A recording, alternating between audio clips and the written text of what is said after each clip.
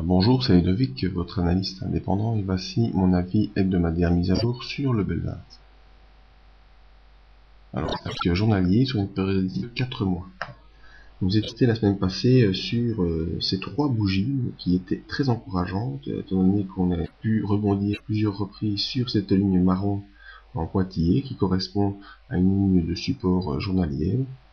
Et donc, j'étais très encourageant la semaine dernière sur un rebond possible lors de la semaine. Un rebond qui a eu lieu lundi, mardi, par méthodologie d'abord lundi, mais ce rebond essentiellement mardi.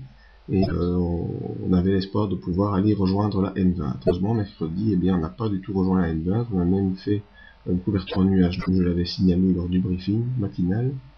Et ce qui a eu pour conséquence le jeudi une ouverture en gap baissier avec l'enfoncement de cette ligne marron et l'angle support des 2520 points.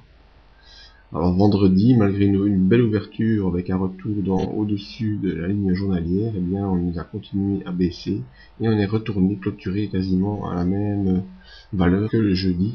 Et donc on a enfoncé le soutien marron et enfoncé le support, ce qui est un très mauvais signal. Alors le Belvin, vous voyez que j'ai un peu retravaillé la figure. Le Belvin se trouve en fait dans un biseau d'élargissement, avec le haut du biseau qui est testé courant du mois de mai à 3 reprises, même début juin. Mais depuis, c'est plutôt le bas du biseau que nous suivons, avec cette accélération baissière. Toutes les moyennes mobiles sont à la baisse, les bandes de Bollinger sont à la baisse, donc graphiquement, il n'y a que de la baisse à perte de vue pour l'instant.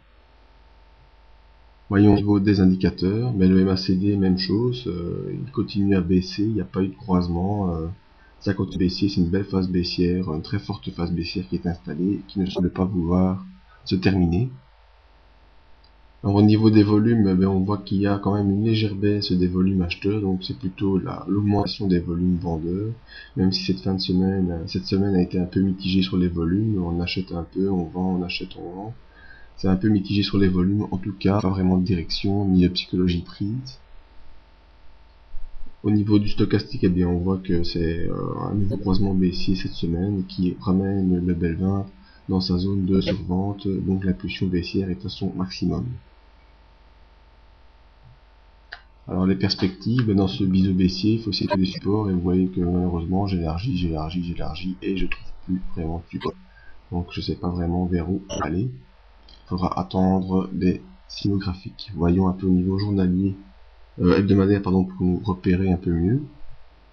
On va élargir un peu, voilà, sur un an, mais on voit que ce hebdomadaire aussi a été cassé il y a déjà plusieurs semaines, qu'on est revenu ici sur un score intermédiaire de 2520 points, mais qui était cassé cette semaine-ci.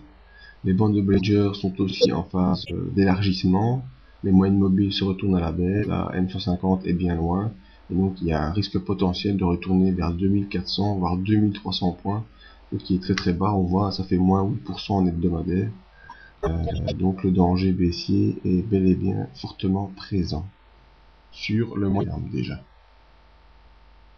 Voilà, c'était mon avis concernant le Belvin. Vous pouvez me rejoindre sur le site pour d'autres analyses, me contacter via mail pour des petites questions ou participer au briefing matinal qui vous donne des repères journaliers.